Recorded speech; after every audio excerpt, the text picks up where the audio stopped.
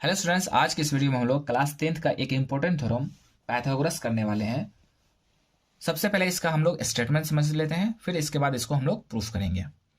तो स्टेटमेंट हमारे पास, in a right triangle the square of the hypotenuse is equal to the sum of the squares of other two sides.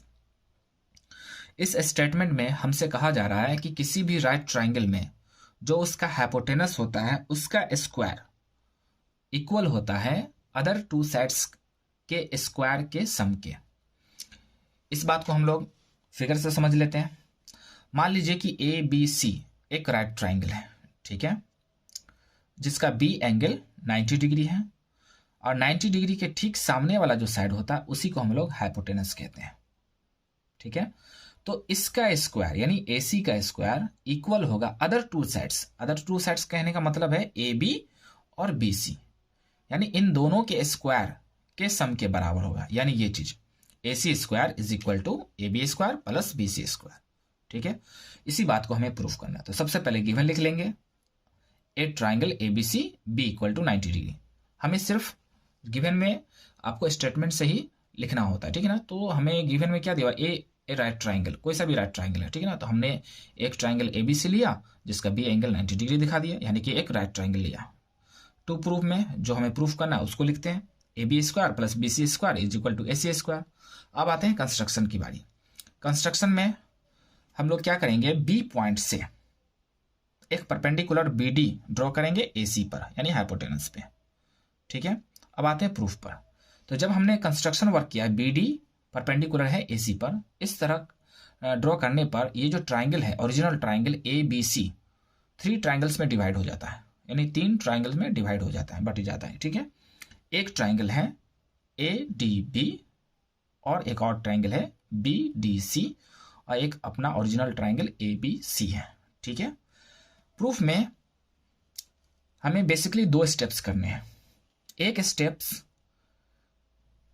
जो है आपको ये जो छोटा ट्राइंगल ए डी बी है और बड़ा वाला ट्राइंगल ए बी सी, इसको सिमिलर करना है। ऐसा करने से हमें ये जो एल एच एस है A B square, L H S का जो ए बी स्क्वायर है वो मिल जाएगा। और दूसरा स्टेप आपको ये करना है कि ये जो छोटा ट्राइंगल है बी डी सी, इसको और बड़ा वाला ट्राइंगल ए बी सी, इसको सिमिलर करना है। यहां से हमें बी सी स्क्वायर मिल जाएगा। अब ये जब दोनों मिल जाएंगे तो सिंपल इस दोनों को ऐड करेंगे तो ये चीज मिल जाएगी आपको, ठीक है। तो आइए शुरुआत करते हैं इसकी। सबसे पहले हम लिख लेंगे in triangle A D B and triangle A B C, यानी इस छोटे ट्राइंगल ए डी बी और बड़ा वाला ट्राइंगल ए बी सी। और जिस तरह से नाम लिखा गया उसी तरह से नाम लिखिएगा, ये भी ध्यान रखिएगा, क्योंकि सिमिलरिटी में ऑर्डर का फर्क पड़ता है, ठीक है। तो नाम ध्यान से लिखिएगा, ए डी बी और बड़े वाले का सिंपल ए बी सी, इस तरह नाम लिख लेना है। अब इस दोनों ट्राइंगल को सिमिलर करना, तो सिमिलर करने का जो सबसे आसान तरीका है वो उसका 2 एंगल्स को इक्वल दिखा देना। तो आप देख सकते हैं कि ए डी बी में डी पॉइंट पर 90 डिग्री बन रहा है और ए बी सी में बी पॉइंट पर 90 डिग्री बन रहा है, ठीक है। तो इस बात को आप इस तरह से लिख सकते हैं, एंगल ए डी बी और angle A B C equal to 90 degree, ठीक है ना। दोनों ही एंगल्स 90 के इक्वल है, इसलिए आपस में इक्वल हो जाएंगे, ठीक है ना। इस स्टेप को आसानी से आप लिख सकते हैं। कैसे, देखिए, इस ट्राइंगल का सिंबल को हटा देना आपको सिंपल, और एंगल का सिंबल लगा दीजिए। तो देख सकते हैं कि ए डी बी यहाँ भी है, यहाँ भी तो ए डी बी ही है, और ए बी सी यहाँ भी ए बी सी ही है।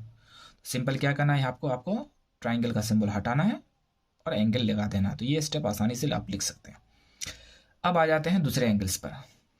एक और एंगल हमको इक्वल दिखाना है। तो आप देख सकते हैं कि ट्राइंगल ए डी बी में एंगल ए आ रहा है और ए बी सी में भी एंगल ए आ रहा है।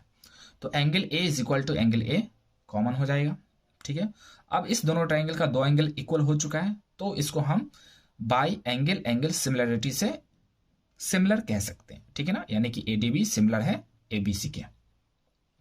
अब जब 2 ट्राइंगल सिमिलर होते हैं तो उसके कॉरस्पॉन्डिंग पार्ट का जो रेशियो होता है वो इक्वल होता है, यानी प्रोपोर्शनल होता है। तो हमें क्या चाहिए, A B square. A B square से पहले सिंपल ए बी लाने की कोशिश करेंगे हम लोग।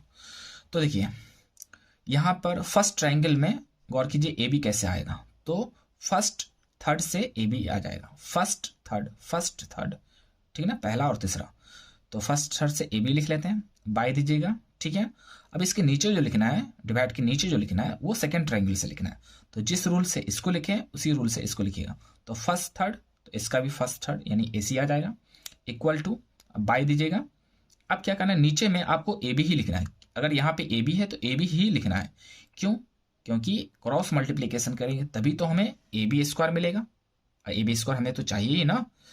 तो ए बी आप लिख लीजिए, और ये जो लिखेंगे नीचे में किस ट्राइंगल से, सेकेंड ट्राइंगल से।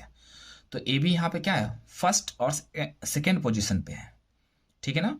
तो इसमें ऊपर में जो है फर्स्ट सेकेंड पे कौन पोजीशन पे है, ए डी है। तो ए डी को आप लिख लीजिए, ठीक है। और इसको आप क्रॉस मल्टीप्लीकेशन कीजिएगा, तो A B into A B square is equal to A C into A D. इसको इक्वेशन फर्स्ट, ये ए डी है, ठीक है ना, ये ए है और ये डी है, ठीक है ना, इक्वेशन फर्स्ट मान लीजिए। अब आते हैं दूसरे वाले पार्ट पे, यानी ये छोटा ट्राइंगल बी डी सी और बड़ा वाला ट्राइंगल ए बी सी, इस दोनों को सिमिलर करना है आपको। तो इन triangle B D C and triangle A B C लिख लीजिए इस तरह से, और इसमें भी आप दो एंगल्स इक्वल दिखा दीजिए तो ये सिमिलर हो जाएंगे। तो अब देखिए डी पॉइंट पर 90 डिग्री बन रहा है, यानी कि B D C angle 90 degree हो जाएगा, और बड़े वाला में ए बी सी। तो इसको इस तरह से लिख सकते हैं, B D C angle A B C के इक्वल है, क्योंकि दोनों 90 के इक्वल है। इसको भी आप आसानी से लिख सकते हैं, दोनों में ट्राइंगल का सिंबल हटाना है और एंगल का सिंबल लगा देना है, सिंपल। अब दूसरा वाला जो एंगल है, बी डी सी में सी आ रहा है और ए बी सी में भी सी आ रहा है, तो सी इक्वल टू सी कह सकते हैं, कॉमन हो जाएगा, ठीक है। अब इसमें भी दो एंगल्स इक्वल हो गए, तो आप कह सकते हैं कि ये दोनों ट्राइंगल्स सिमिलर हैं, एंगल सिमिलरिटी से। अब जब सिमिलर हैं तो कॉरस्पॉन्डिंग पार्ट क्या होंगे, बराबर होंगे, कॉरस्पॉन्डिंग पार्ट का रेशियो बराबर होगा, यानी प्रोपोर्शनल। तो सेकेंड पार्ट हमें क्या लाना है, बी सी स्क्वायर चाहिए। तो सबसे पहले बी सी लाने की कोशिश करना है आपको, ठीक है। तो फर्स्ट वाले में बी सी कहाँ से मिलेगा हमको, फर्स्ट थर्ड से। तो फर्स्ट थर्ड लिख लीजिए, नीचे में क्या लिखना, सेकेंड का फर्स्ट थर्ड, तो ए सी मिल जाएगा हमें, इक्वल टू लिखना है। अब नीचे में तो यहाँ पे बी सी है, तो यहाँ पे तो बी सी ही लिखना होगा, तभी तो स्क्वायर आएगा, ठीक है ना। तो बी सी लिख लीजिए। तो ये तो बी सी आपने किस ट्राइंगल से लिखा है, नीचे में है, यानी सेकेंड ट्राइंगल से लिखा है। तो सेकेंड में क्या है, सेकेंड थर्ड पोजीशन से लिए हैं बी सी, सेकेंड थर्ड। तो इस यहाँ पे भी सेकेंड थर्ड में कौन आ जाएगा, डी सी आ जाएगा। तो आप डी सी लिख लीजिए। अब इसको क्रॉस मल्टीप्लीकेशन करिए, तो B C into B C square और A C into D C हो जाएगा, इक्वेशन सेकेंड मान लीजिए, ठीक है। अब सिंपल क्या करना है, दोनों को ऐड कर लेना है। तो एल एच एडिंग 1 and 2, ठीक है। तो दोनों का सबसे पहले एल एच एस को लिख लीजिए। तो 1 का L H S A B square है और 2 का L H S B C square है।